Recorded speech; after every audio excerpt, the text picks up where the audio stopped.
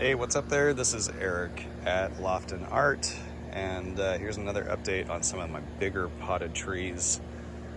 Some of the better ones from last year ended up in 20-gallon pots, and this one's no exception. This is was sold to me as koladamablanca negra. I don't know if it's a true koladam variety or not. I know that the original source for this tree got it directly from ponds.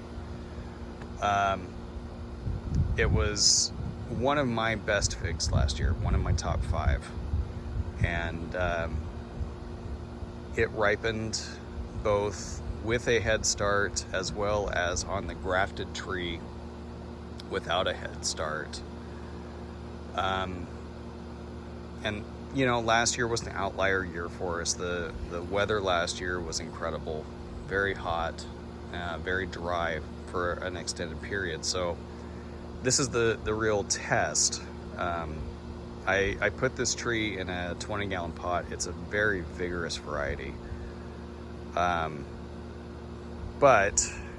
as you can see right here, it does have a few figlets starting to form, and it's not just this one branch, it's on several branches that I'm seeing. That's a really good sign. I didn't think that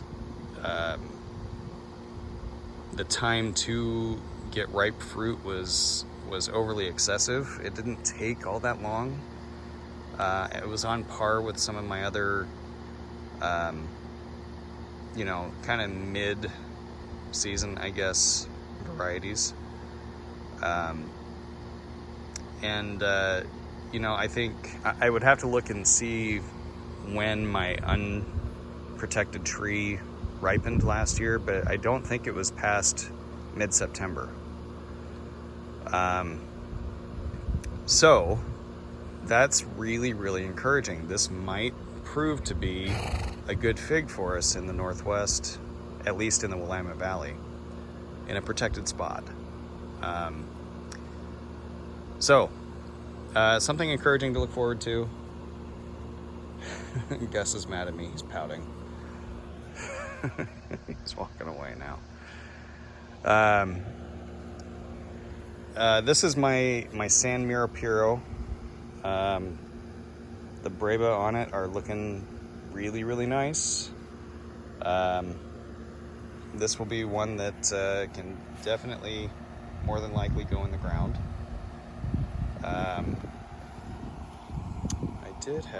I thought I had another one on there somewhere. I thought I have 4 on here. Oh well. Maybe the squirrel's got one. This is my Vincenzo. This is the mother tree from my Vincenzo. It's producing, this tree gets no protection. I had it on my deck just for a little bit. But like I said, it gets 0 head start, 0 protection. It's got main crop forming right there. And it does have one Breva there and a very small Breva here. So kind of a funky grower. It doesn't like to grow all that great. I took a couple of air layers off last year, and they're growing, I think, better than this is. So I may end up air layering a couple more of these branches this year and seeing what happens with them.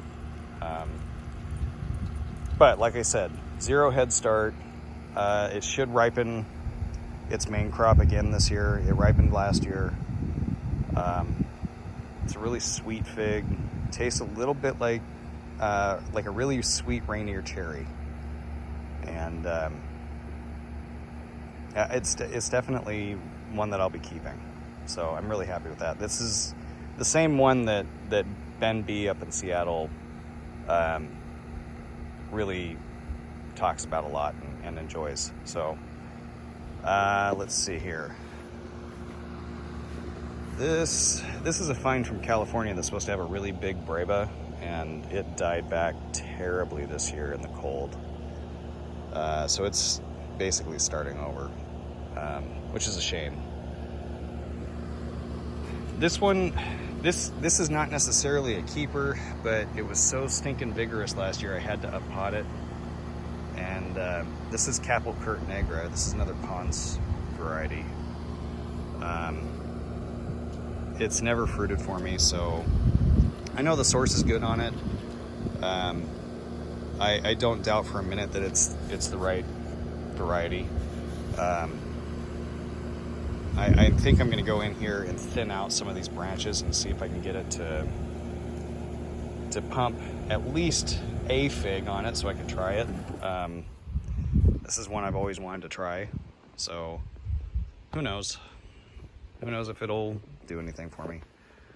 This one, this is Blanca negra, and this is another Pons variety, and it's putting out a few figlets right now. I had 2 of these last year. I gave one of them to my buddy Chris. Both of them fruited for me and ripened their whole crop last year. So my bigger of the 2 went in a 20-gallon pot. That's going to be a keeper for me, I think. We'll see. We'll see how they do. Let's see. I don't know that I have any more up here. I do have one here. Oh, I've got a couple. This one is my sitchi Nero. That's another Etna variety. I do have a couple of grafts on it. I grafted Del San Juan, Gran, and De La Gloria to it. And they both took. So that's these 2 spots here. Just because it is vigorous. This is an Etna type. It's pretty early. This tree, I up-potted it to this big pot this year. It wasn't a 15-gallon. I put it into a 20 or 25. This is another one that I was thinking about putting in the ground, but because Etnas do fine in pots, I figure I'm going to want to take this one with me if we ever do leave. So this is on my permanent keeper list. It's a really good fig. They're kind of small, but they're early. It's super hardy, and I just like it. Yeah, anyway. Let's see. This one is my Noir de barbentain, and for the first time, I've had this tree for 3 years. For the first time, it's got fig starts on it. So we'll see if it actually ripens this year. It got hit really, really hard last year with thrips, and it didn't produce anything. So it's nice to see this thing. This was out without any protection all year. It got no head start, and it's producing its figlets now. It's just a matter of whether or not they ripen in time. And I have no idea, no clue whatsoever. I got my doubts, but we'll see.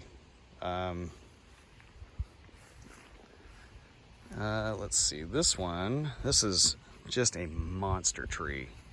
This one's called Nero del Cisternino. It's got a few double bumps on it, but there's nothing producing yet. It is just a beast. It's so vigorous, and it grows so quick. It's in a 15-gallon pot, and the 15-gallon pot was blowing over in the wind. So it gets root bound really quick. I have no idea. I've already pinched it. I have no idea if it's going to produce or not. It's supposed to have a breba as well, and that's why I got it in the first place. So who knows? It's all a guessing game. But it's a gorgeous tree. it really is a pretty tree. Let's see here. Big pots. Here's another big pot. This one is another one I also got from Brian down in California. This one's dwarf gold. Or no, I didn't get it from Brian. I got it from Nate, who got it from Brian. Anyway, also an extremely vigorous tree. It produces really early, but last year it actually produced 2 main crop flushes, but they both dropped. And I don't know if it's common or not. I'm leaning towards it not being common. So if it's a Smyrna, I'll just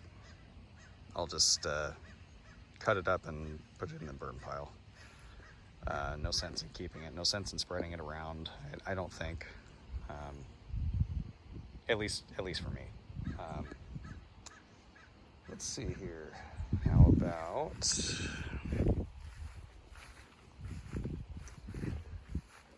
Okay, this one's called revondice, and it's at about the same stage. It's got a bunch of BB size figlets on it. Grows off to the side. Eventually, I'll get it straightened up. But kind of the same idea. I'm gonna take off some of those smaller branches and see if I can force growth elsewhere. Nice fig. Last year was the first year it ripened, but it didn't ripen to my liking. I think it was a little dry, and I may have underwatered it last year. So, okay. And I've talked about this one. This is the Casariani. It's another Etna type. Really good fig. It'll do well. And this one is my other LDA. My other LDA. It did have, yeah, there's one. It has one Breva on it. It doesn't look like an LDA Breva. So maybe it's something different. Who knows? I have yet to see the really elongated LDA Breva that everybody pictures. So fat, heavy, yes. Squirrels love them. But nothing in regards to what it's supposed to look like according to pictures that I've seen. So that's part and parcel for the game, I guess. Sometimes you get some that look right, sometimes they don't. All right, so that's pretty much it. There's a big tree there too. That's my San Fernando giant. That one is a Breva producer. To my knowledge, I'm the only one growing that tree. That is a find from my friend Philip down in California. And it is a seedling, as far as I know. Very, very productive variety. I had a main crop that was caprified last year when I was down there. And it was really good, I thought. Very large fruit, very dark red on the inside, very creamy. But I decided to pick it up because of the potential for Breva. However, it had massive dieback again, just like the other one, and I lost all the Breva wood. So I'm not quite sure what to do with the seedlings that die back like that and I don't get a Breva crop. I may have to either put them in the ground and hope, or I may unfortunately have to think about protecting it at least somehow. Anyway, I'm just speculating. All right, I got blackberries to spray and kill as much as I possibly can, and I'll talk to you on the next one. Thanks for for checking us out. All right, talk to you later.